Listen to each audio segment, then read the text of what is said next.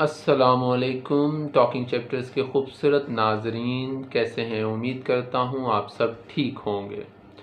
आज मैं एक इंतहाई सेंसिटिव वर्ड पे बात करने जा रहा हूँ। इस लफ्ज़ की ये ख़ासियत है कि ये इंसान को मुआशरे से यकसर काट सकता है। ये लफ्ज़ चाहे तो इंसान को वी से आई में, हम से मैं में बदल देता है। पहले मैं आपको बताता चलूं कि हमारी ज़िंदगी का मकसद हम में है। We is better to spend life not I. ज़िंदगी आय से नहीं गुज़रती, मैं से नहीं गुज़रती। ज़िंदगी गुजारने का सलीका और करीना हम में है, वी में है। So the word V is the best word, is the best explanation of life. If you want to enjoy the life fully, then you have to believe on we rather than I. अब मैं जिस लफ्ज़ की बात करने जा रहा हूँ वो लफ्ज़ बज़ाहिर 3 अल्फ़ाबेट्स का मजमूआ है, सिर्फ 3 हरूफ तहज्जी। उस लफ्ज़ को हम अना कहते हैं, उस लफ्ज़ को हम ईगो कहते हैं। ये अना, ये ईगो पालना बहुत मुश्किल है। आपका क्या ख्याल है, एक अनापरस्त या एक ईगोइस्ट शख्स की जो ज़िंदगी है वो क्या आसान होती है? नहीं, वो इंतहाई मुश्किल होती है।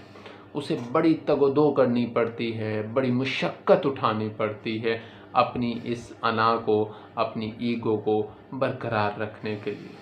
पास जगहों पे उसे अपने रिश्तों की कुर्बानी देनी पड़ती है, उसे अपनी दोस्ती की कुर्बानी देनी पड़ती है, यहाँ तक कि वो वर्क प्लेस पर जिन कोलीग्स के साथ काम कर रहा है, सिर्फ ईगो की वजह से उससे उस आइडियल वर्क प्लेस से छुट्टी करनी पड़ जाती है। तो बात हो रही है ईगो की, और ईगो को संभालना बहुत मुश्किल है, लेकिन ईगो को मैनेज करना बहुत आसान है। हमें ईगो को संभालना नहीं चाहिए, बल्कि हमें ईगो को मैनेज करना चाहिए। नो डाउट मैं इस चीज़ पर यकीन रखता हूँ कि ईगो का इंसान के अंदर होना लाजमी है।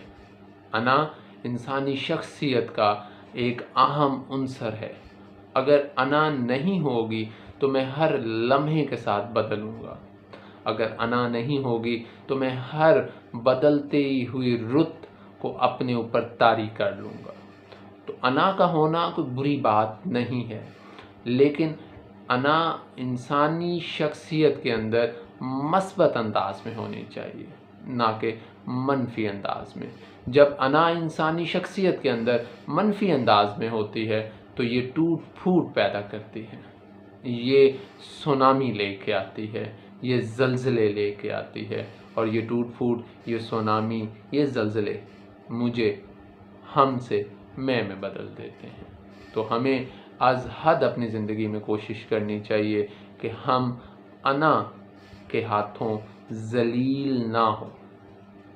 हमें अपनी ज़िंदगी को चलाना है, हमें अपनी ज़िंदगी को बसर करना है इस मुआशरे में, और इस मुआशरे में ज़िंदगी बसर करने का जो असूल है वो हम के अंदर छुपा हुआ है।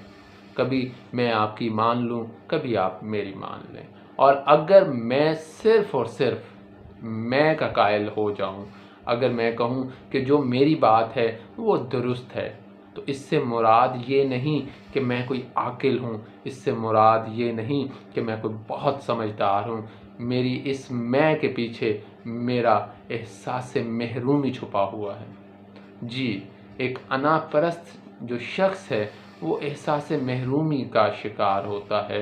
वो कहीं ना कहीं उसको ऐसा फ़ील होता है कि जैसे मुआशरे में वो निगलेक्ट किया जाएगा, और इसी एहसास महरूमी को छुपाने के लिए वो अपर हैंड चाहता है। वो जिस शख्स के साथ या जिस ग्रोह में बैठता है उसकी कोशिश होती है कि सिर्फ़ उसकी सुनी जाए, सिर्फ़ उसको देखा जाए, सिर्फ़ उसकी मानी जाए, लेकिन मुआशरे में ऐसा मुमकिन नहीं है। हमें अपनी अगली नस्ल को भी समझाना होगा, और उसके साथ साथ हमें अपनी पर्सनैलिटी में, अपनी शख्सियत में तब्दीली लानी होगी। हमें अना को मस्बत अंदाज में अपने साथ लेके चलना होगा, ना कि एक टूट फूट पैदा करने वाले फैक्टर के तौर पर इसको अपने सर पे मुसल्लत। देखें, मोहब्बत बहुत ज़रूरी है, मोहब्बत के साथ केयर भी ज़रूरी है। दोस्ती में, शादीशुदा ज़िंदगी में, ख़ानदानी ज़िंदगी में, वर्क प्लेस पे अगर कहीं एक छोटा सा मैजिकल वर्ड इस्तेमाल करना पड़ जाए तो हमें ईगो का शिकार नहीं होना चाहिए। What is that magical word? वो जादुई लफ्ज़ है SORRY, सॉरी, मुझे माफ़ कर दें। आप जब माफ़ी मांगते हैं तो इससे मुराद हरगिज़ ये नहीं कि आप कमज़ोर हैं, बल्कि माफ़ी मांग के तो सिर्फ़ आप इतना ज़ाहिर कर रहे हैं कि आप रिश्ते को बचाना चाहते हैं, आप ताल्लुक़ को बचाना चाहते हैं और आप ऑनेस्ट हैं। माफ़ी हम मांगते हैं या तो हमें महसूस होता है कि हमारी अपनी गलती थी। जब हमें अंदाज़ा हो जाता है, इदराक हो जाता है कि हाँ हमारी अपनी गलती थी और हम अपनी गलती को मानते हुए जब माफ़ी मांग लेते हैं तो वहाँ पे हम ऑनेस्ट हैं। लेकिन अगर कहीं माफ़ी मांगनी पड़ जाए और वहाँ हमारी गलती कतन नहीं, लेकिन फिर भी हमने माफ़ी मांग ली, तो हम ऑनेस्ट के साथ साथ ब्रेव भी हैं।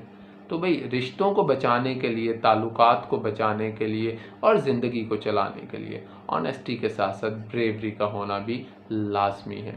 तो हमें अपनी ज़िंदगियों में सॉरी या मुझे माफ़ कर दें, इस छोटी सी फ्रेज़ को शामिल करना चाहिए, इस छोटे से सेंटेंस को शामिल करना चाहिए। अगर ये छोटा सा सेंटेंस कि आप मुझे माफ़ कर दें या I am sorry, pardon me, मुझे माफ़ कर दें, अगर इस छोटे से फ़िक्रे को, इस छोटे से जुमले को अगर मैं अपनी ज़िंदगी में शामिल करके अपनी ज़िंदगी को खुशकुन बना सकता हूँ, तो क्यों मैं अना जैसे भरपूर वज़न को अपने शोल्डर्स पे कैरी करूँ?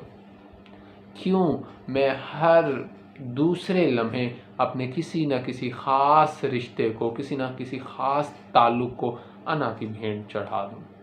तो लाजिम है कि हम लोग अपने रिश्तों में मोतदल रहें, अपनी बात भी मनवाएं। ज़रूरी है, जहाँ ज़रूरी है वहाँ मनवाएं, लेकिन देखें कहीं हम अना परस्ती और अना का शिकार होते होते अपने आप को बिल्कुल अकेले ना कर दें। ये जो घर है, इसमें मैं अकेला समा नहीं सकता। अगर मेरे पास कोई गाड़ी है तो उस गाड़ी में अकेला मैं कब तक सफ़र करूँगा? अगर मेरे पॉकेट में पैसे हैं तो उस पैसे को मैं अकेला कब तक खर्च करूँगा? तो ये जो तन्हाई है, ये जो अकेलापन है, जो कि एक बाई प्रोडक्ट है, एक लाजमी बाई प्रोडक्ट है ये अना की, ये तन्हाई मुझे बहुत ख़राब करेगी। तो इस ख़राबी से बचने के लिए मुझे चाहिए, आपको चाहिए, हम सबको चाहिए कि हम अना परस्ती को मस्बत अंदाज में अपने साथ रखें, ना कि मनफी अंदाज में। इसी नोट पे अपना बहुत सा ख्याल रखिएगा। अल्लाह हाफिज़।